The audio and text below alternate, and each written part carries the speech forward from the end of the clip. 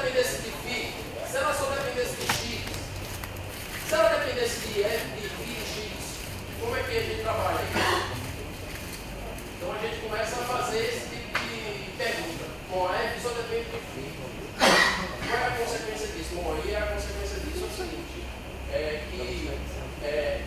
para f só depender de φ, eu tenho como obter da equação geral da densidade uma expressão, né? O potencial também, né? O cálculo da energia em primeira ordem dá essa loucura aqui, né? Isso para um modelo bem específico. Você obtém o cálculo da energia bem simples, né? Dependendo apenas da solução inicial, você consegue calcular essa integral aqui, né? E com essa hipótese também você encontra uma densidade bem específica. E outra coisa, com esse F agora dessa maneira, dependendo do V, de φ, o potencial novo que você obtém é algo parecido com isso aqui. Certo? É bem geral isso aqui.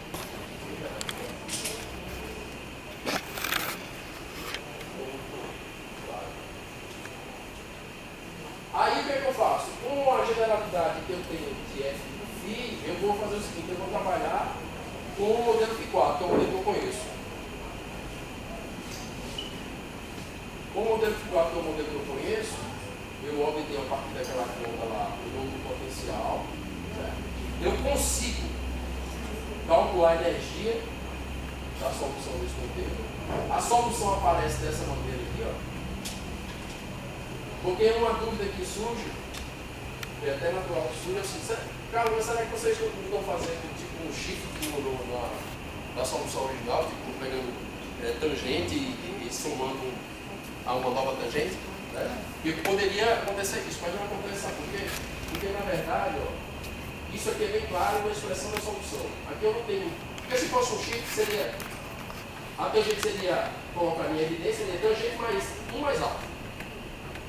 Mas aí aparece um termo aqui, ó. E, tudo bem, pode ser escrito como tangente, mas ele é um termo diferente. Ele não é um shift de apenas a tangente. E isso ocorre porque, mesmo trabalhando com a ordem linear em alfa, o grau de não linearidade das equações me permite ver que isso não é um shift. Não é uma coisa que eu estou pegando a solução e fazendo isso. Eu estou obtendo realmente uma nova solução. Agora estou obtendo uma nova solução que, de certa maneira, tem as mesmas características, digamos. A solução, a energia eu consigo calcular. Então ela tem uma energia até primeira ordem infinita. Né? Aqui é um potencial que é na verdade, a perturbação do potencial quântico, e a gente verifica também que ela se mantém com as mesmas características do potencial da teoria original, ou seja, demonstra de certa maneira que essa nova solução é uma solução estável também. Certo? É uma solução estável.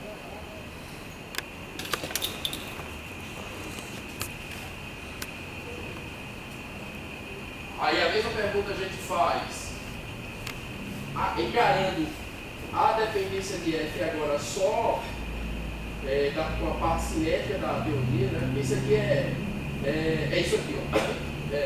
X vale menos 1 meio de filinha ao quadrado. Então, de certa maneira, é a parte cinética, né? Mas também tá? Então, aqui a gente tem uma função meia, uma potência X, menor de X, elevado a Y. Desculpa porque ficou muito claro. Mas com essa hipótese de F depender apenas de X, a gente consegue calcular em F alfa, a gente consegue calcular a densidade, consegue calcular a energia em primeira ordem e o potencial com uma função que depende de N. Esse N é um parâmetro que aparece aqui sempre. A gente faz uma pesquisa, né? Para N igual a 1, o que vai acontecer? Para N igual a 1, a gente consegue φ alfa, e ele depende da derivada da solução original, ou zero. a gente consegue a densidade, de novo com a dependência da solução final, dos dados que a gente conhece, e a energia. A energia que depende aqui de alfa, né? Certo? Então, de certa maneira, não deixa de ser uma energia finita. Tá? Tem um valor médio. Legal. Bom, aqui é que está legal. Tá legal. E quando eu trabalho com o modelo Sideboard, você lembra que para F dependência de π, eu trabalhei com o modelo Φ4. Aí, para F dependendo de X, eu trabalhei com o modelo Sideboard. No trabalho, a gente tanto trabalha com o modelo Sideboard quanto com o modelo F4. Então, as consequências disso tudo aqui foi que a gente obteve graficamente uma oscilação bem pequena do modelo original. Se vocês observarem bem direitinho aqui, desculpa a figura que eu não observo bem, mas existe uma figura intermediária aqui, não é? Entre duas outras. Essas duas outras, a de cima tracejada e a de baixo tracejada, são exatamente os modelos novos para um valor de alfa. E a figura que está aqui dentro, intermediária, se vocês observarem, é o modelo original, é o Sideboard. Então houve uma oscilação muito pouca. Quer dizer, para uma dependência linear de alfa, né, as modificações, as características da solução, elas não são modificadas. São modificadas, na verdade, proporcionalmente ao tamanho de alfa. Né? O que acontece com alfa maior, aí eu não sei.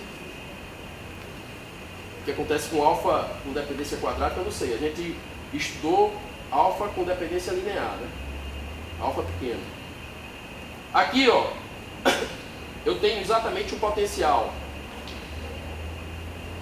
Na verdade, a perturbação do potencial tipo quântico, né? Que também traz uma variação muito pequena em relação ao potencial original, né? Aqui é o original, e quando a gente implementa o método de perturbativo, a gente obtém variações bem pequenas, né? Isso, claro, olhando para valores de alfa pequeno. E a gente vai ter preservar a estabilidade linear das soluções. Esse aqui, pessoal, é a última indagação, que a indagação é assim, não, e se f depender de φ de x? Se f depender de φ de x, se f depender de φ de x, eu preciso saber se as características da solução original se mantêm. Então a gente faz uma hipótese aqui. Para f depender de φ de x, a gente toma f como sendo uma coisa desse tipo aqui, ó. F de x vezes v de φ. A gente faz uma mescla, né? E com essa hipótese, colocando todas as calculando a equação de movimento, essas histórias todas, a gente encontra um potencial efetivo, encontra a pressão, encontra a perturbação do potencial quântico, depende de m, de φ, tá? Encontra a energia na dependência desses parâmetros também, né? Aqui é a derivada da solução original. E o que é interessante nisso é o seguinte, é que a gente verifica de certa maneira, ó, essa figura aqui, a figura que está dentro é o potencial F4, ele tem um mínimo, 2 mínimos, 2 vácuos. A solução ela vive nessa região aqui. Certo? E na implementação do método a gente vê notadamente que houve uma perturbaçãozinha, quer dizer, mas isso não foi suficiente para que as características do potencial em si mudassem tanto, né? Houve uma mudança sim, mas ela não foi uma mudança drástica. O potencial de novo, o potencial quântico também não mudou tanto, né? Então a gente pode afirmar que as soluções obtidas para esse caso um pouco mais geral também são soluções estáveis, tá? E essa, na verdade, é a ideia do trabalho. Aqui é energia, né? A energia depende de alfa. E outra história, na verdade, para esse caso de φ de x, a estabilidade linear depende do sinal do parâmetro, né? Eu preciso ter um parâmetro com sinal positivo para se manter estável, né? Essas aqui são funções que a gente obtém na função gama, são funções gerais, mas que funciona bem direitinho, sem problema algum.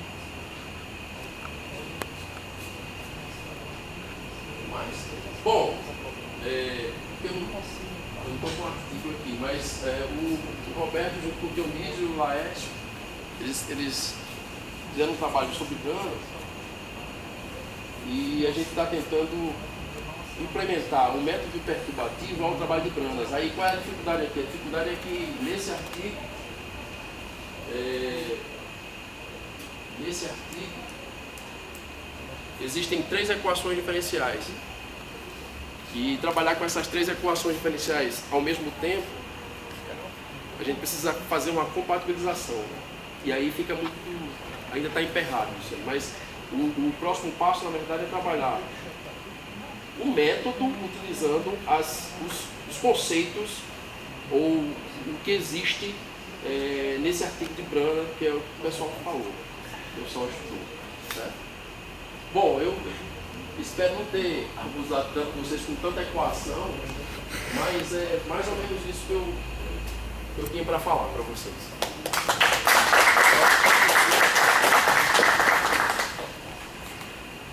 Está aberta a sessão de perguntas, se alguém tiver alguma pergunta, comentário.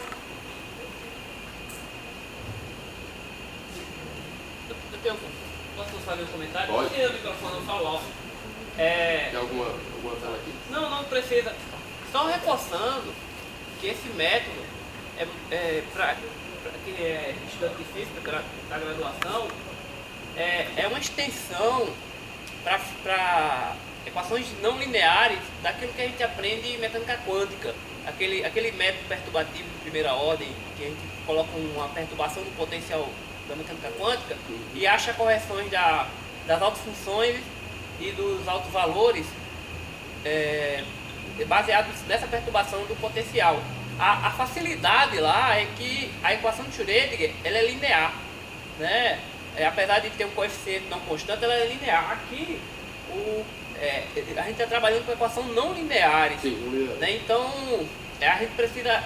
Existem vários passos que não são tão. Não existe um método para isso. A gente teve que inventar um método para fazer isso.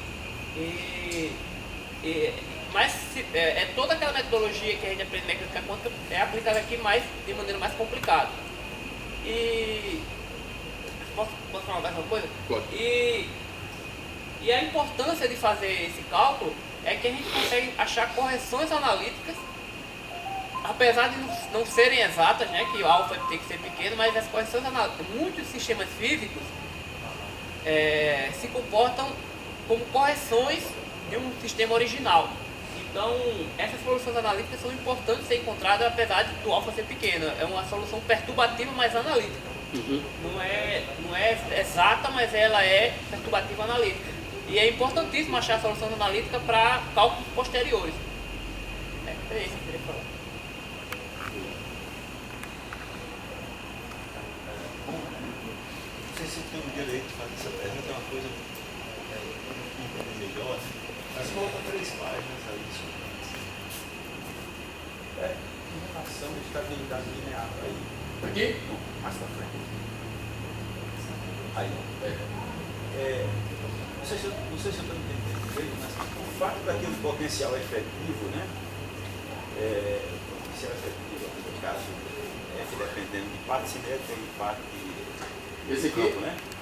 O fato dele ser dessa forma, um meio de uma coisa quadrática, já é o tipo BPS, né? Que é a exato. estabilidade linear, ou eu não entendo direito.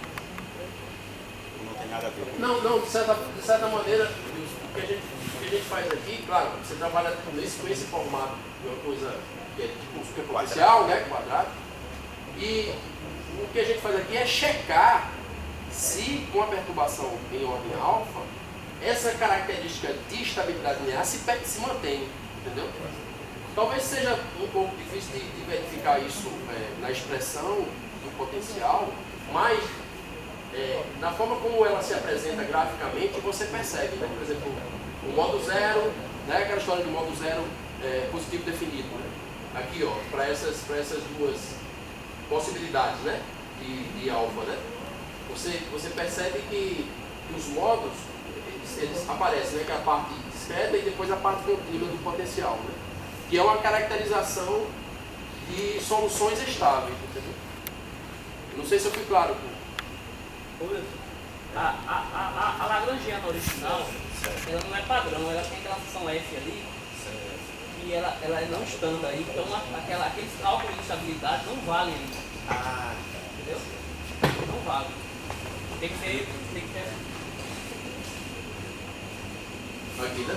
A Lagrangiana tem um termo a mais. Tem um termo a mais. Potencial efetivo. É porque, na verdade, Que está no quando, mais o alfa. o que acontece aqui, isso aqui é o seguinte, na verdade, quando você for trabalhar a estabilidade linear para esse novo modelo S, esse grandão aqui, esse F aqui, no trabalho a gente faz uma mudança de variável, né, Roberto? De tal maneira que esse negócio não fica tão imediato não, sabe? Isso aqui que eu falei aqui, ó. Você vê essa variável Z aqui? Essa contribuição desse potencial, né, no novo potencial quântico, né, da teoria, isso aqui não é... A gente tem que fazer uma mudança de variável. Então, visualmente, olhando para esse potencial, a gente não... Você não consegue dizer assim, são dinâmicos estáveis, né? Porque as expressões... Olha a expressão do modo zero aqui, ó. Olha aqui, ó. Olha o que acontece. Tá vendo? É uma coisa que depende de F. Aí, como é que você tira... como é que você tira a conclusão de que está funcionando? O corte dos gráficos diz que alfa pequeno, não, ela está se mantendo. As variações nas vizinhanças do potencial quântico da teoria original, elas são bem pequenas, né? São bem pequenas. Então isso dá realmente uma dica de que as soluções, elas permanecem estáveis.